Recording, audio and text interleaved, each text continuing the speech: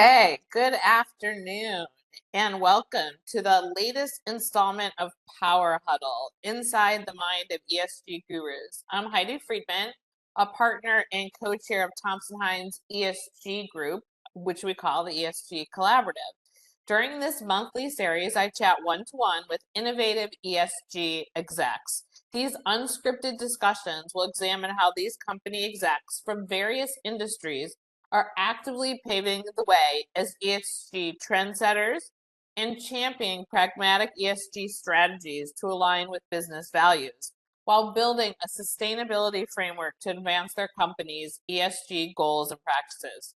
I am beyond excited today because I have Kim Yapchi joining me, who is Executive Vice President and Chief Legal Officer at Teichert, which holds the oldest construction license in California. Since 1887, that's what I write, 1887, Teichert has expanded to a diverse mix of businesses, most notably Teichert Construction and Teichert Materials. Kim is a very accomplished C-suite leader with nearly 30 years of legal and business expertise. She is a leader in navigating complex legal challenges for multinational corporations. She has an extensive background in ESG, risk, compliance, and supply chains. She is actually Teichert's first general counsel, and she is structuring the legal function and guiding the company through a period of anticipated growth and CEO transition. So, Kim, welcome. So excited to have you here. Thank you, Heidi. It's an honor to be included in this. And you know, just I don't know if looking inside the mind is going to be scary or enlightening for people, but let's see where it's going to be enlightening. We have a few quick housekeeping things. Today's program is being recorded. It will be available as usual to view in our library of recordings on our YouTube channel. This is intended for general information of individuals and organizations on matters of current interest. The thoughts and opinions being expressed today are those of the individual panel members only and do not necessarily reflect the opinions of the panel members' clients, employers, affiliates, or Thompson Hine. The content should not be taken as advice, as the views expressed are for informational purposes only. If you have any comments or questions, we encourage you to join the discussion. So please put the chat to my name and Heidi Friedman and ask any questions, or feel free to comment as well. And you know, whatever your thoughts are, you could say to, you know, the entire group. And then we'll look forward to also putting this out on the Environmental Laws podcast after this. So let's get started. So Kim is like an OG ESG guru. When I first started my journey, she actually was one of my first go-to connections that really taught me a lot. Tell us, Kim, a little bit about your ESG journey, where you started and how it's sort of evolved over time. Yeah, so first piece of advice I'll share, Heidi, is if someone tells you they're an ESG expert, run the other way. It is impossible. This is such a broad area, right? And there's really a difference between being an expert in any of the many subject matter areas and being somebody who can like bring it all together, right? And set the strategy and motivate and inspire people. And I really got into it accidentally. At my prior company, I think was less than a month in role, and I was sitting down with the CEO and going over just what I saw as opportunities for us to pursue on legal and compliance stuff. And as I was gathering my stuff to leave the meeting, I'm like, oh, you know, and by the way, I noticed we're over 100 years old and we've never issued a sustainability report. Is there somebody working on that, or is there a reason why we haven't done that? And he's like, good question. No. And why don't you go fix that? And I walked back to my office going, holy crap. Like, I got to be careful about what I say. And, you know, I already had a full-time job, and how do I do this on top of it? And I don't have the budget and all the, you know, things like that. But then I took a breath, called some friends, right? Exactly. What does it take? Like, I know you guys, you know, have been doing this for a while. Tell me what it takes. So I gathered that information. I put together a proposed budget. And I went back to the CEO a week later and I said, hey, I heard what you said, that you'd like me to go fix that. This is what it's going to take for me to do that. So if you're serious, I'm willing to do it if I can get this support. And he looked at it and he's like, okay, yep, that's fine. And then I walked back to my office going, oh my God, I didn't ask for enough. He didn't even challenge me. I should have asked for twice as much. Yeah, too easy of a yes. It was totally, I was like, but really it's probably the hardest job I've ever had, because, when you say you're general counsel or your chief compliance officer or you're, the HR lawyer, people know what that is. ESG is so dynamic and evolving. You just kind of get blank stares. Or people think it's a bunch of different things and not exactly what you're going through. So it was just so difficult because you're trying to tell people what it is. The laws keep changing on it. The expectations keep changing on it. It goes across the enterprise. So you can also call it chief cat herder.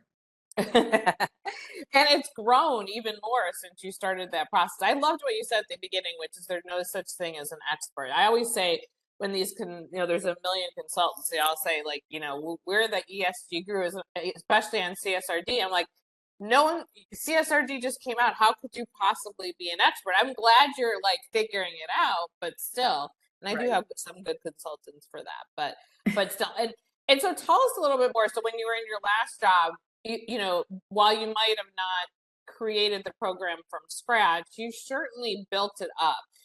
Did you bring together the various functions in the business? How did you actually grow it in a way that it aligned with the values of the company and became something that people felt was an opportunity and they embraced it? Yeah.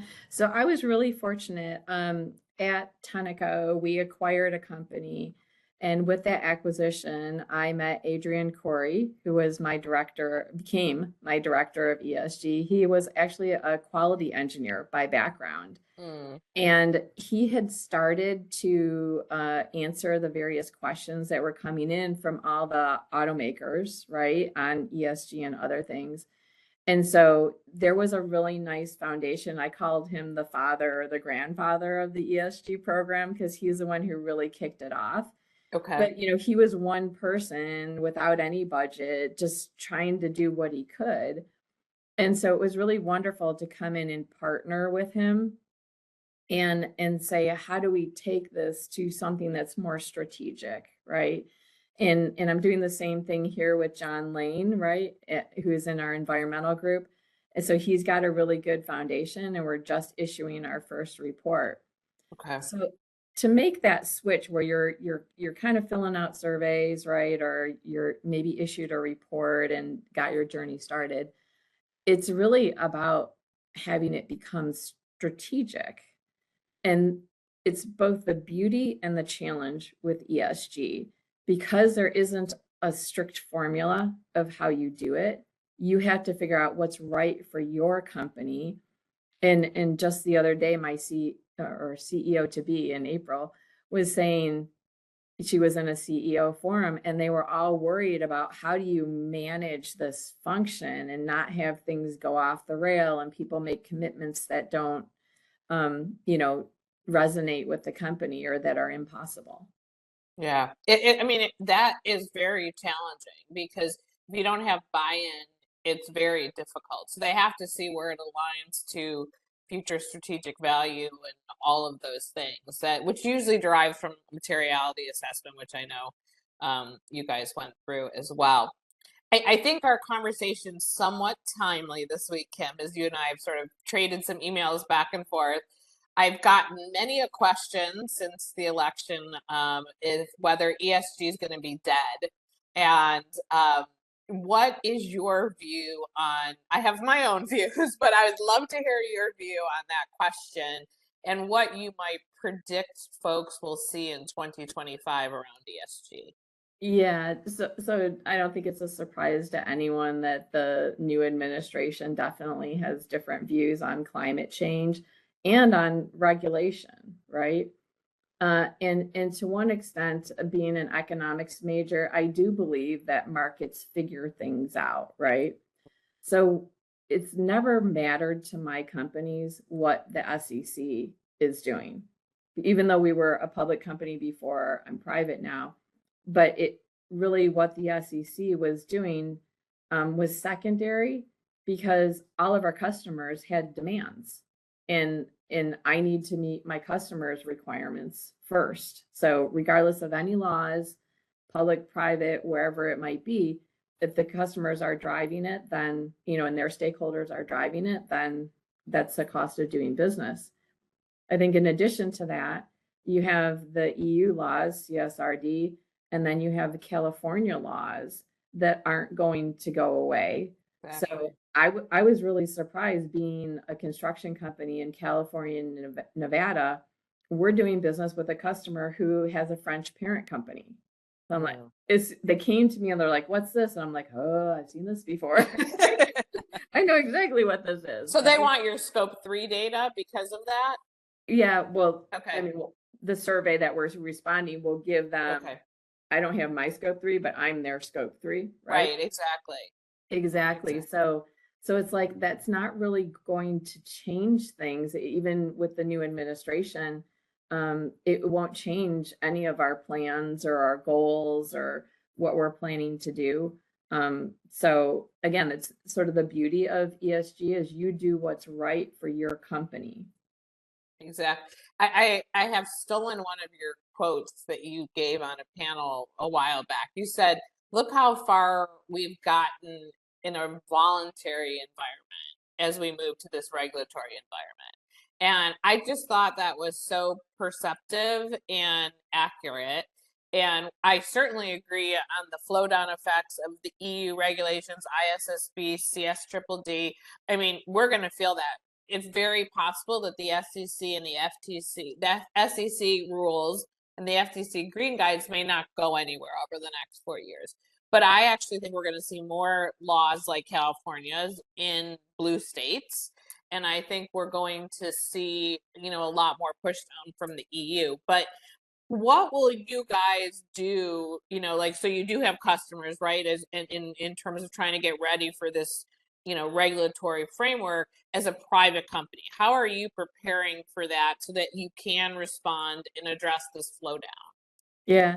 So, I think people can get overwhelmed and panicked about ESG. And I think it's really good to take a step back and just say, take a breath. Take a breath. Take a breath. Rome wasn't built in a day, right? You start with your risk assessment, right? Your materiality assessment, which is really just a prioritization. What is the most important to the company and its stakeholders, and where can you have the biggest impact? Don't worry about all the rest of the little stuff right now. Like right now in California, I know, unless something changes or it gets extended, within the next year or so, I'm going to have limited assurance on my emissions. So that's my focus. I could be tracking and auditing a whole bunch of other stuff, but if I miss on that, I'm not in compliance, right, with the law. So that's my priority. So when I told the chief IT officer that the other day, she's like, "Oh, thank God! I thought you're going to want everything." And I'm like, one thing at a time. So I think setting your priorities, focusing, and it's okay to be like, okay, yeah, I heard you on this other thing out there and I'm aware of it and we're doing some little stuff, but my priority is here. Once I get to that layer, I'm going to be so on it, right? But not right now. Right. And frankly, if you're complying with California, you're going to be in a really good spot to address all these other things because of the way the time frames might not match up, but it will be a good way to do that. I like you can't boil the ocean, that's for sure. But how much are you listening to the anti-ESG legislation? You're obviously physically in California where there's a lot of pro-ESG, but what's your view on all the anti-ESG legislation and how a company can work its way through that? Yeah, it's really interesting, and I think this goes back again to the confusion people have about ESG, and they don't really understand what it means and how broad it is. But I've literally been on panels. One I remember recently, I was in Florida, and where there's a lot of anti-ESG Yes. that are going on. And someone, stood up in the audience and was basically naysaying everything we were saying on the panel and saying, ESG is woke and it's going to go away and this and that. And I simply looked at the person and I said, okay, just to be clear, the topics of ESG include child labor and human trafficking. I don't think that's going away. Yeah. You Yeah. know, and There's so I, much there. the audience, the Or person sat down. cyber and data or, Right. it's Exactly. But the person sat down and the rest of the audience clapped. It was just it's a like, very good comeback. I know. yeah, I would just like, stop trying to make it be this political thing. There's no law that tells a company you have to do it this way. I mean, other than auditing your emissions, right? Right. You craft what makes sense for you and your company and your brand and your employees. So it's not about woke or not woke. The companies do what makes sense for them. Yeah. And I always say, like, you can't, especially if you do business in so many states, you just can't listen to all of it. And right now, most of that legislation is really about pension plans and investments and things like that. And so I think it gets a little bit more media coverage than the substance I agree. entails. It is kind of one of my thoughts. But you've had so much ESG success, so this might be a hard question, but what do you think is your biggest ESG success? So when at my last company, we first had created the program and we felt and we set targets. And Okay. we felt it was really important that we needed to align with our customers. General Motors was one of our biggest customers, in fact. So we reached out to the salespeople and said, "Hey, can you get us a meeting and we can walk through, with the buyers and get some feedback?" And they're like, "You don't need to talk to them." They said, why don't you just give us a page and we'll put it in our next presentation. So I'm like, okay, great. I'll take whatever I can get. Here's the page. Well, that page then led to a call with the buyers, and the sales team was totally nervous and, made us practice with them several times before we had the call. They had to be on the call because they were afraid we were going to say something, right? And, and and it was during COVID, and at that time, GM had a practice that they would be on calls, but they had no cameras. So I don't Okay. know why, which is eerie because you can't tell, like, are they there? Are they listening? So we're doing our best dog and pony show as we can. And then we get done and we say, okay, that's all we have today. Are there any questions? And the person unmuted one of the buyers and said, "Oh my God, you've set the bar." And we were just like, "Oh, thank God." and That's fantastic. and we weren't that far ahead, right? We were again still at the relatively beginning of the journey. And then after that meeting, the sales team is like, "Okay, can you come back and talk to this customer and this customer and this customer?"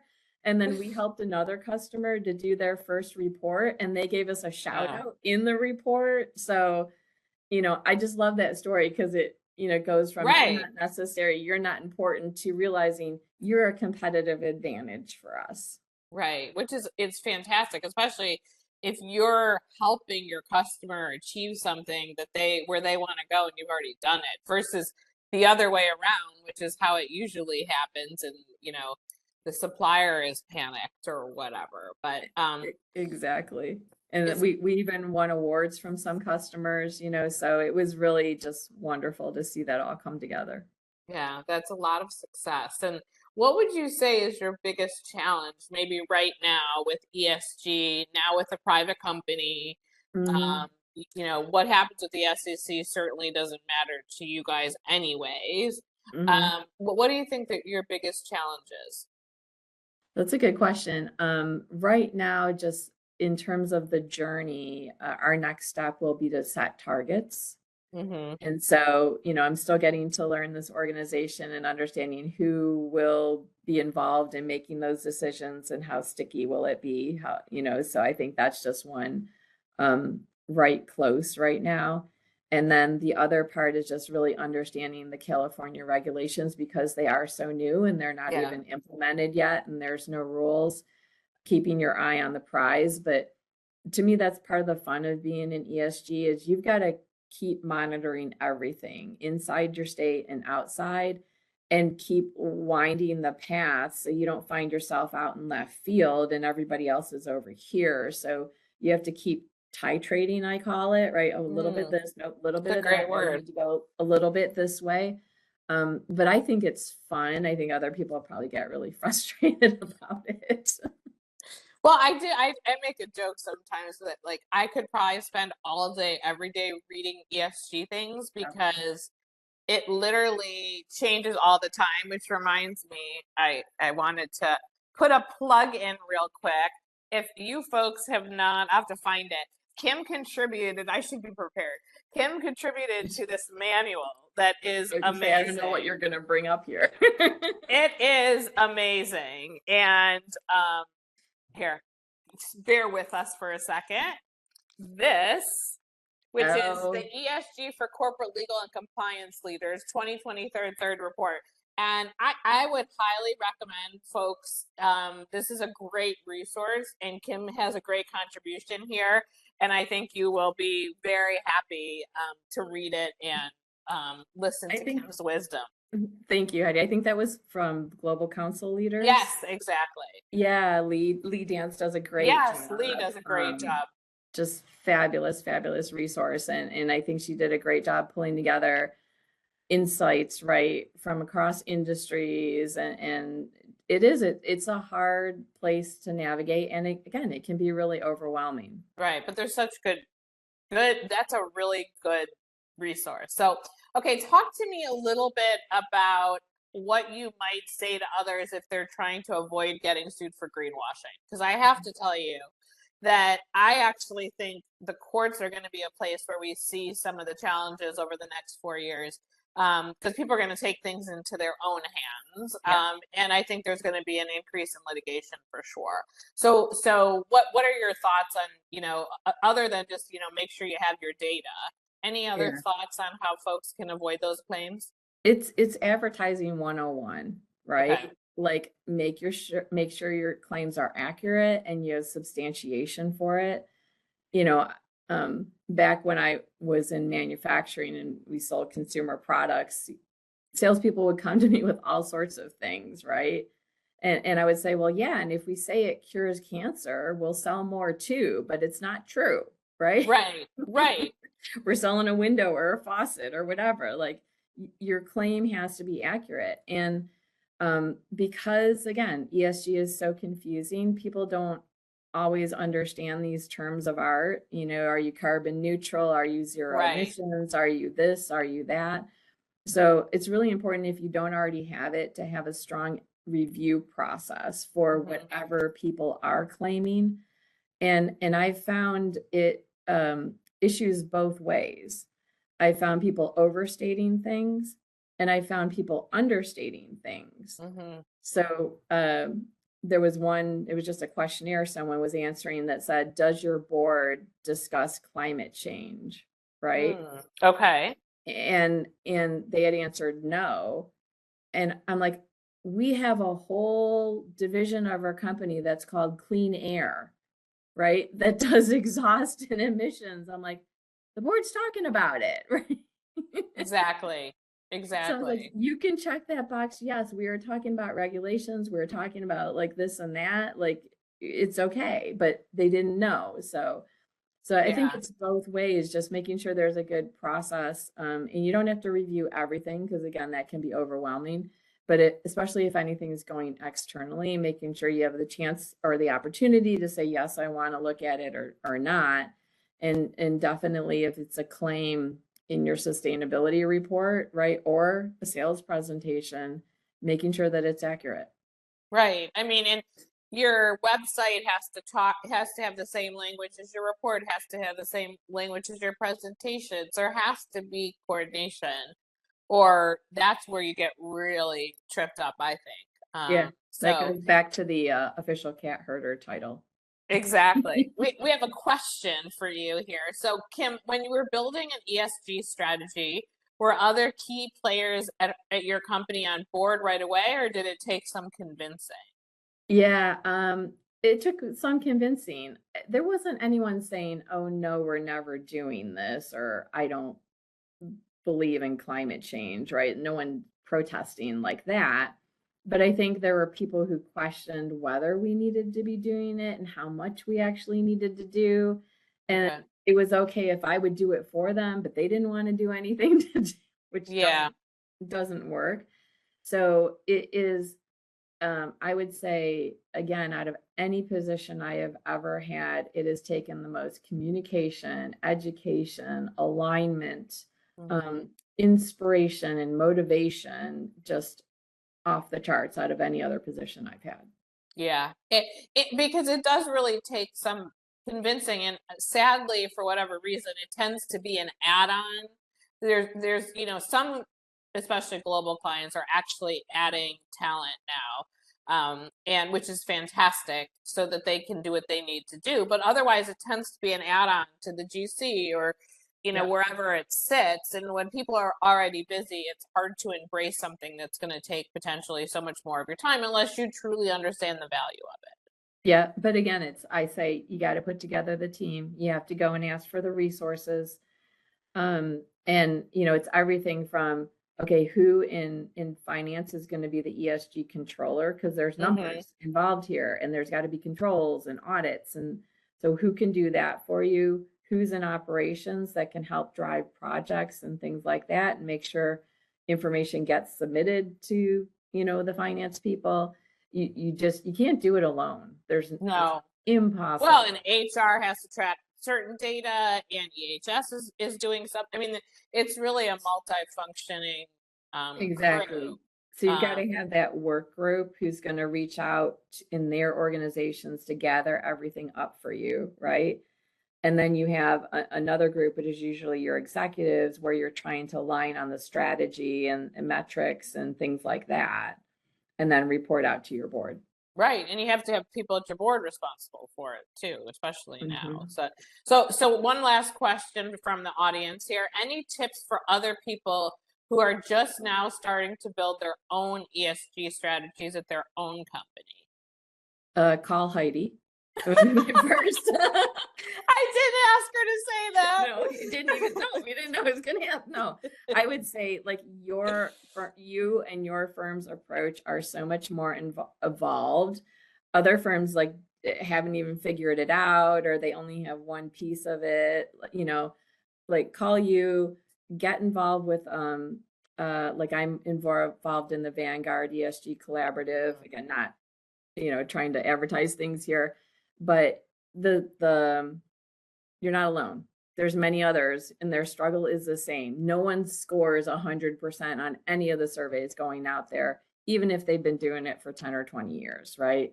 So it's a process, and you have to just like give yourself grace and time. Don't freak out about all of it, and Right. realize it's a wonderful chance for you to exercise your leadership skills, right? It's the closest I think I'll ever come to becoming a CEO. Oh, I love that analogy. And thank you for the commercial. I appreciate that so much. So yeah, I mean, it's interesting to me because I actually love what I do around ESG, even though by day I'm doing environmental, which I love. But ESG is so forward thinking, and I Mhm. can really add value instead of just like cleaning up some old property or dealing with an air permit. So Yeah. I think I feel the same way that you do about it. So we have our joint, we like to nerd out on ESG. But We do.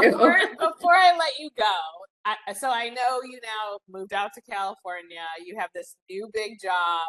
I know you are very busy, but what do you do, Kim, when you're not fulfilling all of these duties to have fun? Yeah. I'd love to ask that question. Yeah, I love to travel, and we were just talking before we started. It's almost like sometimes I feel like I'm living out of a suitcase, and I think to myself, why did I do this? Agree to go here or there?